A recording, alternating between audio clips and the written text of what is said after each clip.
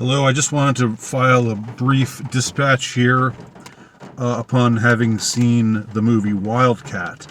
Wildcat is a biopic movie about Flannery O'Connor. It stars Maya Hawke as Flannery O'Connor, the celebrated Catholic Southern writer, and it's directed by her father, Ethan Hawke. Now, I was very interested to see this movie because I'm a big admirer of Flannery O'Connor's writing. I have to say that you would expect that I would have immediately taken to Flannery O'Connor's work, since she is a Catholic writer who writes very disturbing stories. Some would call them even scandalous in some ways. And her character talks about her stories being scandalous, and other characters ask why can't she write nice things about nice people and so forth. So she's aware of it in the movie.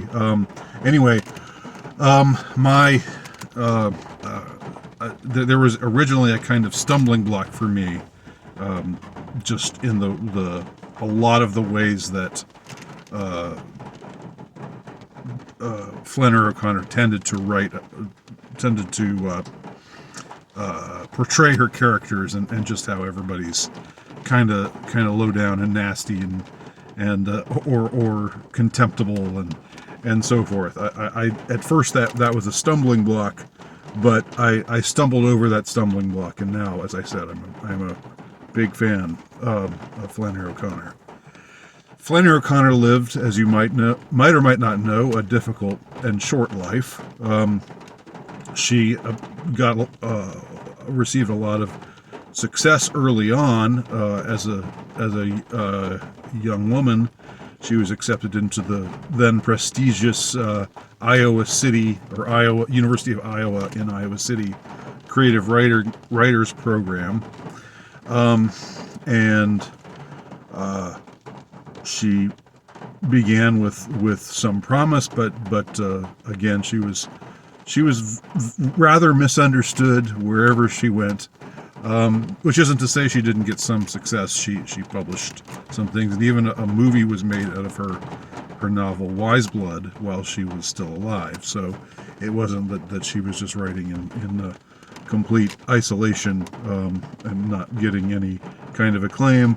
But her short stories, because she wrote most often in the short story genre, were and I think still are often misunderstood by a lot of people who ask how can someone so devout as Flannery O'Connor is, or as she was, because she was very, very dedicated to her faith, right up just to pick such ugliness as she does. And as I said, this is something that kind of gets batted around a lot in the movie itself. Now, I don't want to spend too much time talking about the movie. I don't want this to be too long of a review, but I did enter into watching this movie with some trepidation. The director, as I said, is Ethan Hawke. Maya Hawke, most of you will probably know from Stranger Things. And I think she's been in a few other things, so I guess she's a Nepo baby. Because Ethan Hawke is an established actor. He's been around since Reality Bites in the 90s. That was the first thing I can remember him being in. And, you know, I have mixed thoughts, mixed feelings about Ethan Hawke. Part of me senses that he's just sort of carrying the Hollywood sleaze disease with him, but I also sense that there's an aspect of him that has a bit more integrity than that. And so I was really, really wondering, was this movie going to just totally smooth over all of the things that modern society would find wrong with Flannery O'Connor, and the ways in which her writing is violative of the message. But to my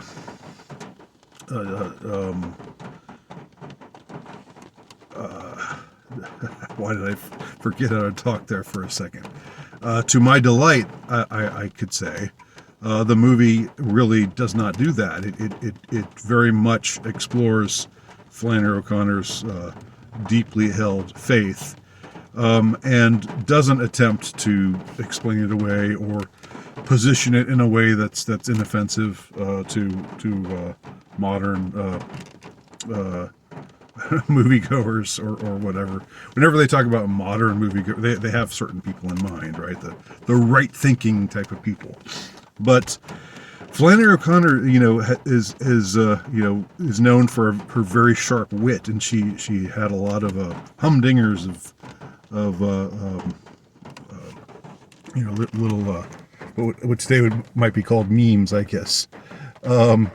Where one time she was asked, by a skeptic, well, what if isn't it okay? Isn't it enough if the body and blood that you're given at church in over the course of a Catholic Mass, isn't it enough if it's just symbolic and not really the body and blood of Jesus? And Flannery O'Connor answered quite vituperatively. She said, if that's all there is to it, then I say the hell with it. And this is, characteristic of Flannery O'Connor. She was apt to speak her mind. And I was surprised that they actually had her saying that line in the movie. Now, I don't know if where she says it in the movie is where she actually said it in real life. They position her as the sort of outcast amongst her Iowa City writing friends, or fellow students, and the girlfriend of the guy that's sort of flirting with her. So she's like this beautiful blonde, and Flannery O'Connor's kind of funny looking. Even though Maya Hawke is attractive, they sort of ugly her up a little bit for the role.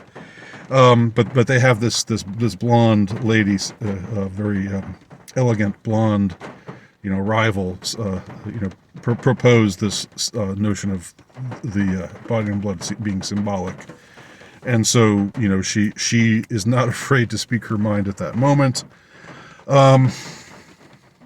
Of course, she ends up losing out in this this romantic possibility that she had with one of the guys there who seemed to really like her, but ended up marrying somebody else. I don't know how well that accords with Flannery O'Connor's life. I'm guessing that there's that is genuine, but or true to history, but I'm not totally sure about that. Flannery O'Connor was afflicted at a very young age with lupus, and that was a disease her father died from. Flannery got it when she was 24, and so she basically became homebound and was living with her mother, and at their house in Milledgeville, their farm out in Milledgeville. So it was not the kind of life that Flannery necessarily dreamed of for herself as in her writing career, but with the help of her faith, she adapts herself to it, and it's very movingly done. I was not expecting to be so moved by this movie as I was.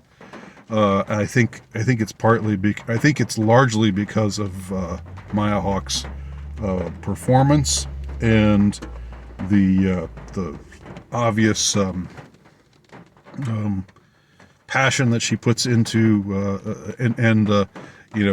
attempt at verisimilitude. In playing Flannery O'Connor, she sort of disappears into the role. We see her coming up with these. We see a little bit of the creative process, how it works for her, and here the movie makers take some liberties because we don't really know how she came up with the stories that she came up with, but in the movie, she imagines herself being certain roles, and she imagines her mother in other roles, and other people that she knows playing other roles, and so it's sort of just speculative, like maybe these are the ways that she came up with this story, or that story. There's one scene in particular, I don't think I can repeat it here, but it comes directly from a story of hers, which I used to teach, where the main character is this woman who's very prideful and takes a lot of notice about, who's in what sort of position in society, like who she's above, who she's below, societally speaking. She takes pride in being, on the higher echelon of things, and she looks down on white trash and black people, but she doesn't say black people. She says the word, and they actually have they have a scene where she imagines, this is just like out of the story that it's based on, which is a name of which I can't remember right now, but I'll look it up. I'll remember it. Where Jesus comes to her and says, "I can accept you into heaven, but you have to be either white trash or and Jesus actually says these words. It's shockingly funny. And there's another part where a character, like some know-it-all, tells her, you maybe should stop using that word, meaning, the word. I'm not going to say it, not because I'm afraid to say it, but just because I don't want to get a strike. That word for black people. And she says, well, it's the people that I write about is the word that they would use. So there's actually a defense made of freedom of speech.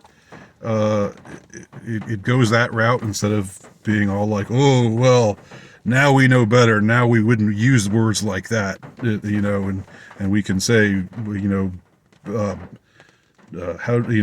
Flannery O'Connor, you were wrong to do that. It doesn't go that route at all. Very respectful portrayal of Flannery O'Connor. There's a scene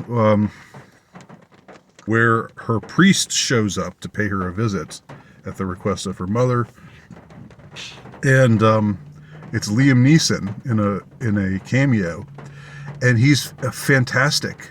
He is great. He is wonderful in the role, and it's a very respectful portrayal of a Catholic priest visiting a parishioner who is in a great deal of pain and misery at that moment, both physical and spiritual, and he counsels her in a way that is just perfect.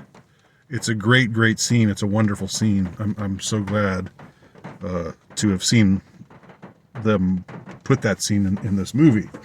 So all in all, I would say if you're a Flannery O'Connor fan, or if you're just sort of interested in Flannery O'Connor, check out Wildcat. I wouldn't put it among the best movies of the year. I would still say Zone of Interest and Late Night with the Devil are my two top movies for the year. But Wildcat is maybe coming up in third right now, as far as I'm concerned. So that's my review. Thanks for watching.